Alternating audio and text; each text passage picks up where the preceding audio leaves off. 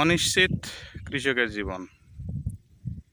কৃষিকাজ করে তার পূর্বপুরুষরা করেছে তাই, এবং তিনি সবসময় দুশ্চিন্তার মধ্যে থাকে।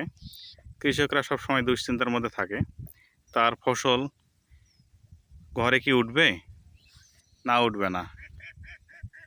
এই যে বন্যার পানি উঠে আসছে, এই যে ধানের ভিঁয়ে 1 হাঁটু পানি, প্রায় 18 থেকে 20 ইঞ্চি পানি। এই 18-20 ইঞ্চি পানির উপর দিয়ে ধান আছে, আর একটু পানি বাদলে ধানটা ডুবে যাবে। এই ডুবে গেলে কৃষকের সব আশা ভরসা শেষ। তাই এই ইন্ডিয়ান সাবকন্টিনেন্টের বাংলাদেশ, ভারত এবং পাকিস্তান, এরা সব সময় ভয়ে থাকে যে তাদের ফসল নিয়ে। এই বন্যাটার প্রবণতা এদিকে বেশি, কারণ এদিকে নদ নদী বেশি।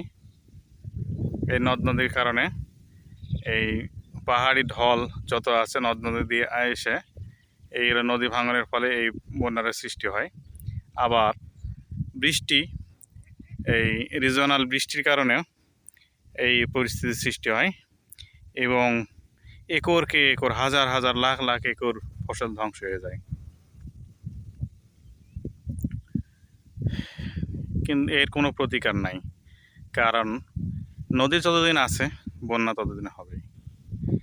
নদীর রিভার ব্যাঙ্কটা যদি ভালোভাবে সরকার থেকে করতে পারতো, বাধাই করতে পারতো, তাহলে এই সমস্যাটাকে অনেকটাই পরিত্রাণ পাওয়া যেত। অনেকগুলা নদীর গতিপথ পরিবর্তন করা হয়েছে, অনেকগুলার রিভার ব্যাঙ্ক আপনার ব্লক দিয়ে পূরণ করা হয়েছে। এই জন্যে সেই অঞ্চলে বন্যার প্রবণতা একটু কম, তারপরও হয়। সবাইকে ধন্যবাদ। আর আমার ভিডিওগুলো যদি ভালো লাগে তাহলে আমার চ্যানেলটাকে সাবস্ক্রাইব করবেন। ধন্যবাদ। আসসালামু আলাইকুম।